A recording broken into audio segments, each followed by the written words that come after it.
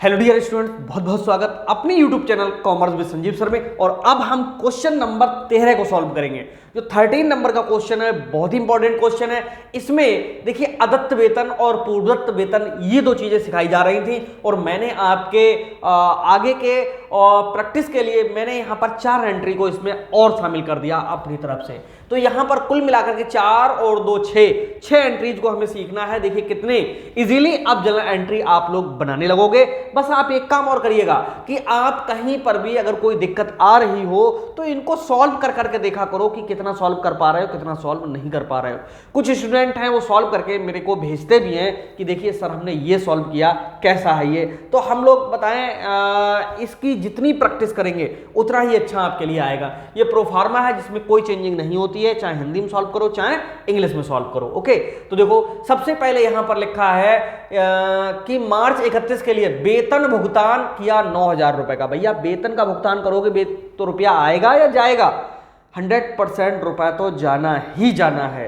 और डेबिट क्या होगा? खर्चे डेबिट होते हैं हमेशा, ये नाम मात्र का खाता है तो इस तरह से खर्चे डेबिट और टू कैश अकाउंट। मार्च 31 लिखी हुई है, हम भी यहां पर लिख देंगे मार्च 31, ठीक है। और सन 2020 है तो यहां पर डाल देंगे 2020। ईयर एक बार ही डालते हैं, वही महीना चलता रहता है। अब यहां पर वेतन का भुगतान 9,000 रुपए किया है तो हिंदी में एंट्री बनेगी वेतन खाता ऋणी, ठीक है। रुपए दे रहे हैं तो रोकड़ खाते का। और अदत्त वेतन है तो यहां पर अदत्त वेतन खाते का। दो एंट्री एक साथ हो सकती हैं और नरेशन होगी कि भुगतान वेतन भुगतान किया तथा जितना अदत्त वेतन हो, 2,000 है अदत्त वेतन, 2,000 वेतन अदत्त है। अदत्त का मतलब नहीं चुका पाए, ठीक है, अदत्त है। यहां पर ब्रैकेट को बंद कर देंगे। अमाउंट डालेंगे भैया, भुगतान कर दिया 9,000 का, रह गया अभी 2,000 तो 9 2 कितने होते हैं? 11,000। इस तरह से एक एंट्री बन जाएगी। अलग अलग करते तब भी इसी तरह से होती। वेतन खाता ऋणी रोकड़ खाते का 9,000 9,000, फिर वेतन खाता ऋणी अदत्त वेतन खाते का 2,000 और 2,000। इसलिए एक ही एंट्री यहां पर ठीक है, कंबाइंड एंट्री ठीक है। वेतन का भुगतान किया 9,000 तो देखो रोकड़ खाते का 9,000 हो रहा है, यानी रोकड़ जा रही 9,000। ये 2,000 रुपए भी देने को बकाया है तो इसलिए अदत्त वेतन खाते के में पहुंच गए 2,000। टोटल कितना हुआ? 11,000। डाल दिया कितना? 11,000। अब आगे है मार्च 31, पूर्वदत्त किराया कितना है? 5,000। देखो पूर्वदत्त किराया है कितना है? 5,000 रुपए। तो जो पूर्वदत्त किराया है उसके लिए हम किस तरह से करेंगे? उसको प्रीपेड किराया है तो यहां पर लिखेंगे पूर्वदत्त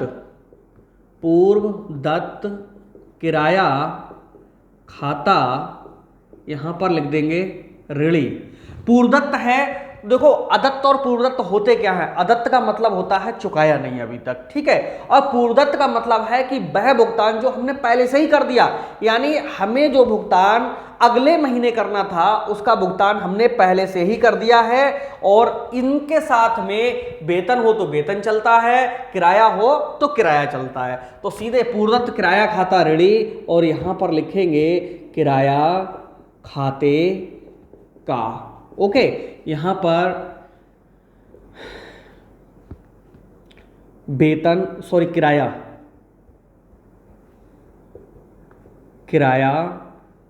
पूर्वदत्त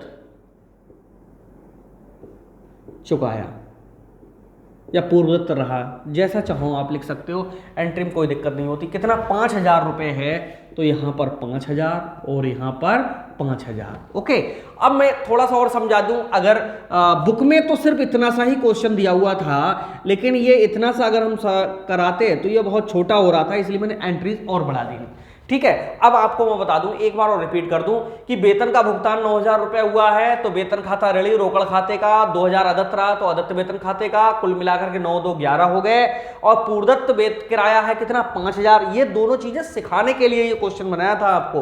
तो पूर्वदत्त किराया खाता ऋणी और किराया खाते का, इस तरह से ये एंट्री आपकी बन जाएगी। और अंग्रेजी में अगर बनाते तो किस तरह से ये बनता? यहाँ पर मैं बताऊं, वेतन खाता रेडी हो रहा है तो यहाँ लिखते हैं सैलरी अकाउंट डेबिट, और टू क्या लिखते हैं कैश अकाउंट, और टू OS का मतलब आउटस्टैंडिंग सैलरी अकाउंट। इस तरह से अमाउंटें यही पड़ जाती हैं। पूर्वदत्त किराया खाता रेडी है, किराया खाते का लिखा है तो यहाँ पर क्या होता है prepaid rent account debit, prepaid rent account debit आता, और rent account being rent paid in prepaid. इस तरह से ये 5000 और 5000 पड़ जाते हैं। अब हमने 4 एंट्री आपके लिए और दे दी हैं रिवाइज के लिए। 8000 श्याम से माल क्रय, भाई 8000 रुपए का श्याम से माल क्रय है तो भाई एंट्री क्या होगी, ये डेट यही थी 31 मार्च, तो एंट्री क्या होगी इंग्लिश में सीखेंगे। 8000 श्याम से माल क्रय, क्रय को कहते हैं परचेज, तो हम यहां पर एंट्री करते परचेज अकाउंट डेबिट, किससे श्याम, तो टू लिखते यहां पर श्याम। नरेशन में लिखते बीइंग गुड्स परचेज फ्रॉम, किससे श्याम, यानी श्याम से उधार माल खरीदा है। अमाउंट विल बी 8000 एंड 8000, 8000 और 8000। मजदूरी दी कितनी 1000, पैसा आएगा जाएगा, डेबिट क्या होगा मजदूरी को अंग्रेजी में कहते हैं वेजेस, तो wages account debit to cash account. Narration में लिखेंगे बीइंग वेजेस पेड, यानी मजदूरी चुकाई। अमाउंट कितना होगा 1000 and here amount will be 1000। ठीक है, जो डेट होंगी उन्हीं डेटों को डालते हुए चले जाएंगे। 500 रुपए ब्याज मिला, ब्याज में बेटा क्या मिलेगा कैश मिलेगा, तो यहां पर एंट्री होती cash account debit to interest account. Narration में लिखेंगे बीइंग इंटरेस्ट रिसीव्ड, कितना 500 और 500। इस तरह से यहां तक हो गया। रवि को नगद माल बेचा, भाई किसी को अगर हम नगद माल बेचेंगे तो क्या एंट्री होगी यहीं पर करके हम दिखा देते हैं। रवि को नगद माल बेच रहे हैं तो रवि से क्या मतलब रह गया, हमें तो सीधा सीधा कैश मिलेगा। जब हम नगद माल बेचेंगे तो रुपया आएगा, तो cash account debit to sales account. Narration में लिखेंगे बीइंग गुड्स सोल्ड, अमाउंट कितना होगा 1000 और 1000। इस तरह से ये जो क्वेश्चन है मैंने एंट्री जो अपनी तरफ से दिखाई कितनी बढ़िया थी। इन एंट्री को अगर सीख लोगे तो आगे का जो जर्नल है 100% आपके लिए आ जाएगा।